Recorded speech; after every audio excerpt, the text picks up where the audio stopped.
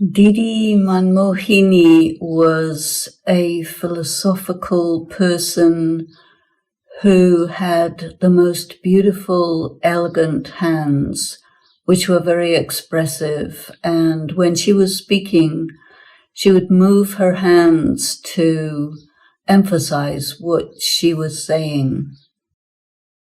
Didi had the most beautiful eyes, and she was a true yogi.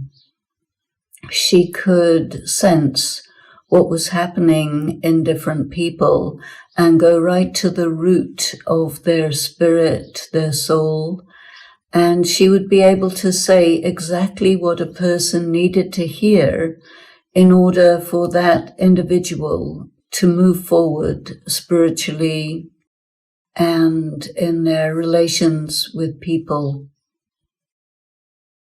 Didi Manmohini and Dadi Janki were very close friends, and it was very meaningful to me to see how important in the spiritual practice it is to have friendships with people who are at your level, who want to go deep into the spiritual knowledge and practice together.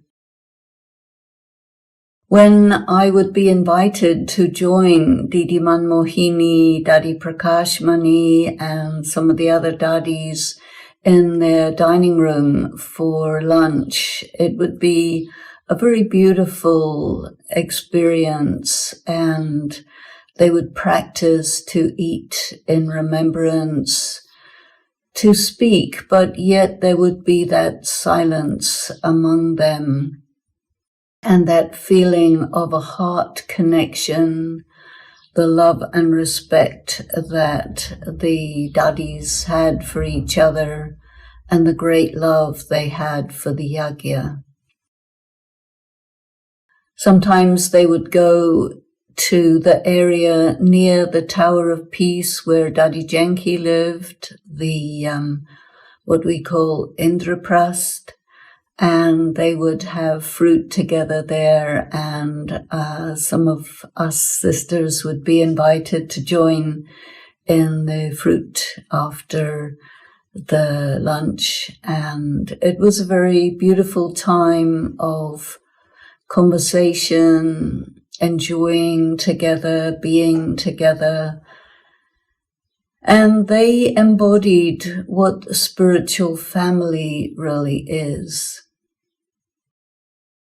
Didi was not one to stand in front of gatherings and give discourses. She would do that quite rarely, but when she did, it was always very close, very intimate, and she would be speaking to people individually. Even if there were many in the gathering, you would have that feeling. Didi was the controller of Madhuban, which at that time was just Pandabhavan. The other big buildings hadn't happened yet, and so she knew everything. There was a time when she asked me to be her secretary, which was very interesting because at that time I didn't know Hindi, she didn't know English, but she wanted to let me know what were the ways and the systems for being part of the yagya, and she would include me in discussions and meetings. She would ask my opinion and be very interested in what the people from Western countries thought and felt, and how someone who didn't have a background in Hinduism would still relate to the Gita, the Ramayana, the Mahabharata, and to take interest in all of the ways of India. And I stayed quite a long time in Madhuban, in Mount Abu, and lived with these remarkable yogis for quite some time.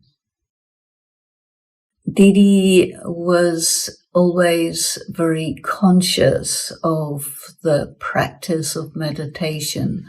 And so you would see her always connected with God, connected with the founder, Brahma Baba, in her thoughts. And you could see in her eyes and in her smile that she lived on multiple levels. There was the philosophical level of the deep understanding of spiritual knowledge.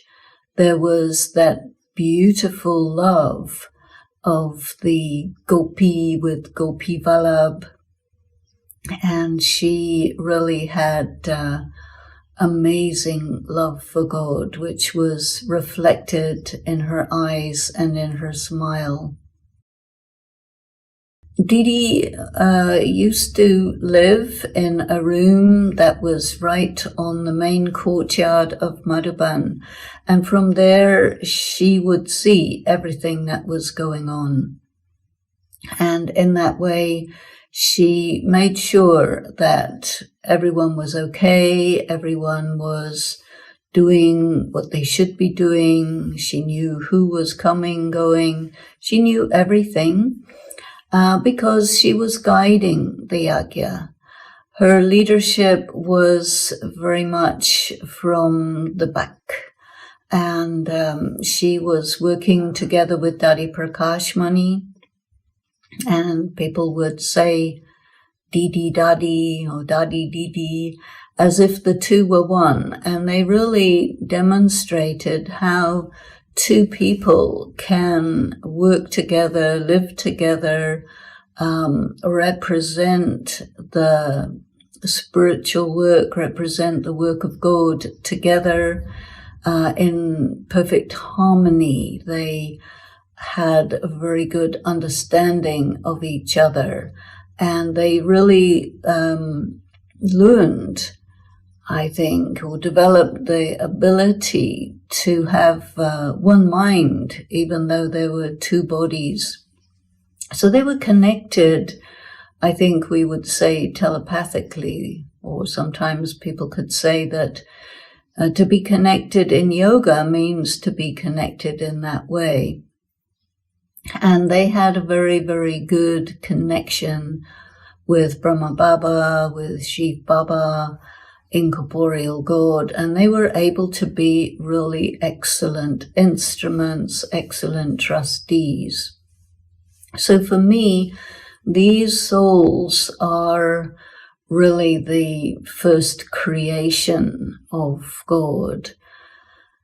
Brahma Baba and Jagat Amba Saraswati, the founders of the yajna, were not alone. They were together with this group of people, which was, I think, originally around 300, and to develop a spiritual family, to create a culture.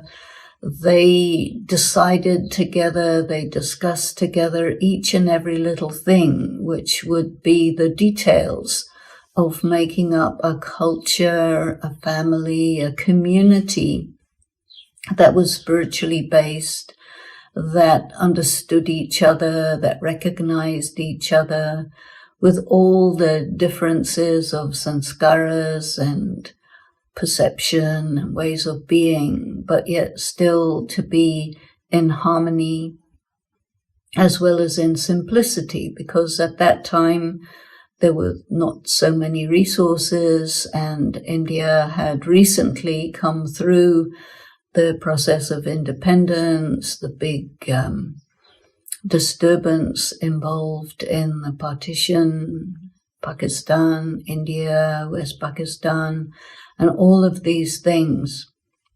And I came to the gathering about 5 years after Brahma Baba left the body, and everything was now in the hands of the sisters and the main brothers.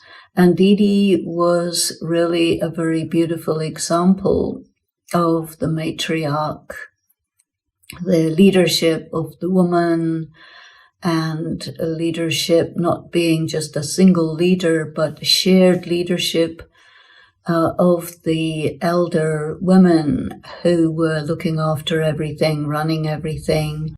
And there was purity, there was order, there was ease, fluidity, everything flowed very beautifully. And I think that this foundation of the spiritual community was so powerful, so important, and created the template that the community has to continue and be built upon. So it was really, truly wonderful to be part of that time, those days.